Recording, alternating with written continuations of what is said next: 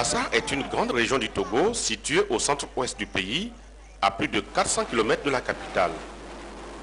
Cerné par les montagnes et les rivières, les 103 000 habitants qui le peuplent sont en grande majorité agriculteurs et animistes.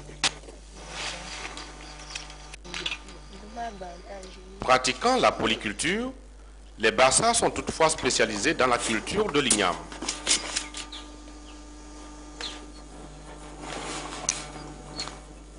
Bassar regorge d'une importante richesse culturelle et folklorique. Au Togo, ce qui identifie plus facilement ce peuple, c'est son pouvoir de danser et de lire l'avenir dans le feu. Le peuple Bassar est donc seul détenteur des secrets de Tebol, qui en est sa forme d'expression culturelle identitaire.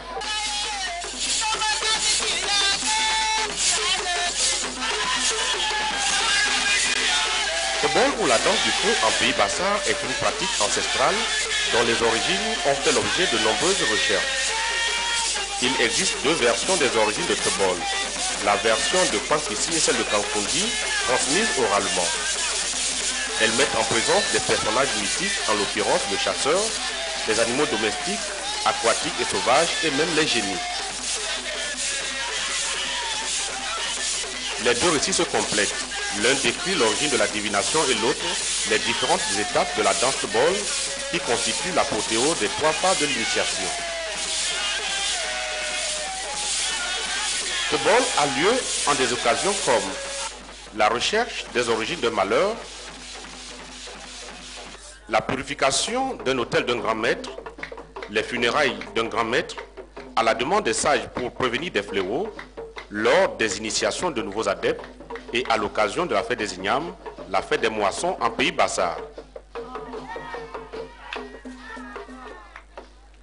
Tebol se rapporte à la fois à l'initiation et à la danse exécutée dans le feu.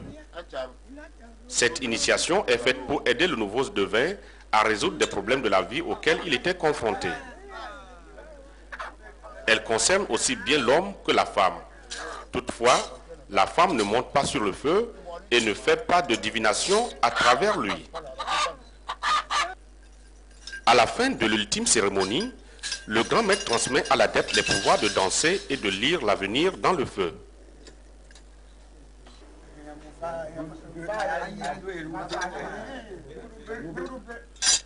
L'accoutrement des danseurs est très particulier. Des jambières qui portent des grelots en fer forgé, une jupette, des ceintures en cuir bardées d'amulettes signes de pouvoir, de puissance et de protection, en bandoulière une peau de bête ornée de petits miroirs et d'amulettes, des colliers bigarrés portant des amulettes et des brassards en cuir, une petite hache accrochée à l'épaule gauche.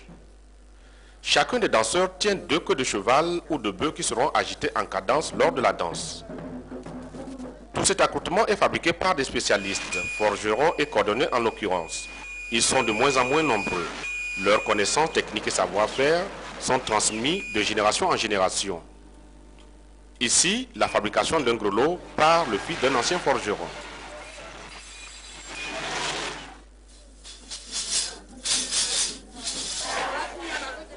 Une peau ornée de miroirs soigneusement affinée par un cordonnier local.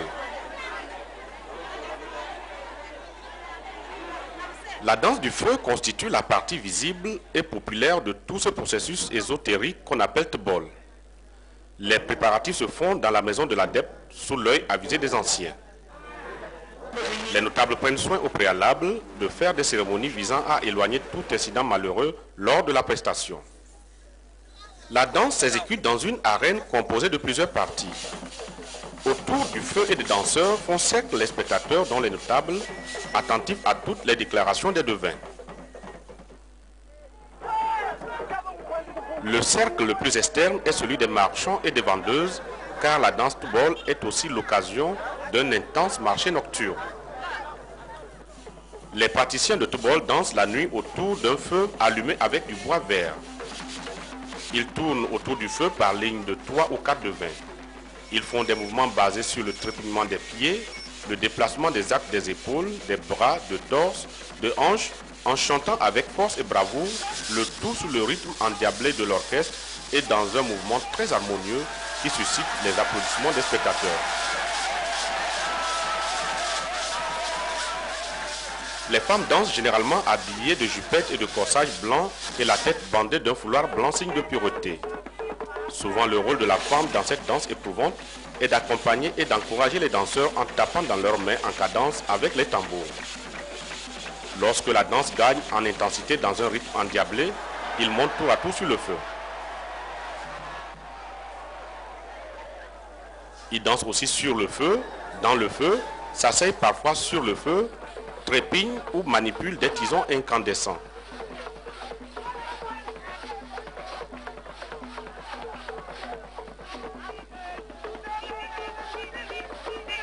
D'initiation mystico-religieuse, cette danse sacrée légendaire du peuple Bassa permet de comprendre des faits invisibles ou dangereux pour un individu ou la communauté.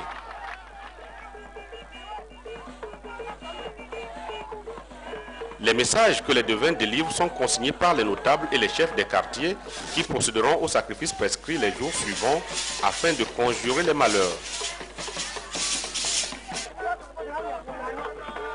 Les séances de Tubol regroupent généralement les devins des quartiers environnants, ce qui constitue un élément régulateur tant pour l'individu que pour la communauté entière. L'importance de l'enjeu de Tubol facilite le déplacement des clivages et conflits qui peuvent opposer deux clans. Chef-d'œuvre du génie créateur de la communauté Bassa, dont l'ancêtre lointain inspiré par les esprits et le monde de la brousse, institua la danse autour, dans et sur le feu, conférant ainsi à cette expression culturelle toute son originalité. Cette danse du feu ne se retrouve en effet nulle part ailleurs sous cette forme. Cette création associe à la fois l'art, la divination et la thérapie et joue un rôle social fondamental. Ces multiples dimensions confèrent à cette expression culturelle sa force et son audience au sein de la communauté locale et de la diaspora Bassa. Sa transmission est assurée par des praticiens et des gardiens de la communauté Bassa qui se l'ont appropriée durant des siècles. La force de son enracinement est sa transmission, parfois dès la tendre enfance, par des signes visibles comme ce bracelet, symbole de la continuité de l'expression. La danse Tubol a donné des inspirations de chansons à de nombreux artistes natifs de Bassa, comme cette dame dont les chansons sont bien connues et aimées des Togolais.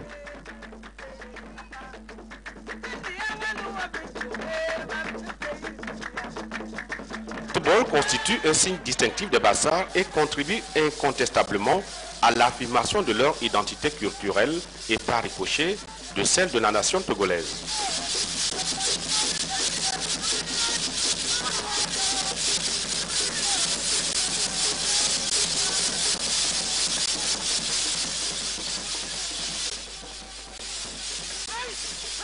La pratique a essuyé un coup dur au cours de la période coloniale où Allemands et Français interdirent la danse pendant la nuit dans le but inavoué de la désacraliser et de faire perdre aux praticiens leur statut dans la société.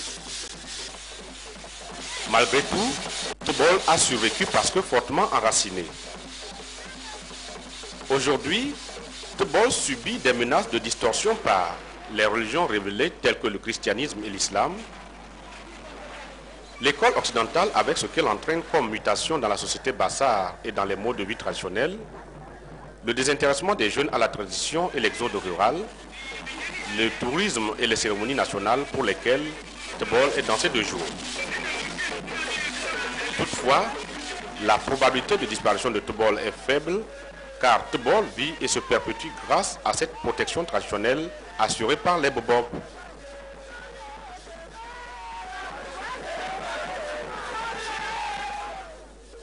Un plan d'action de sauvegarde a été élaboré afin de sauver et de protéger cette expression culturelle exceptionnelle.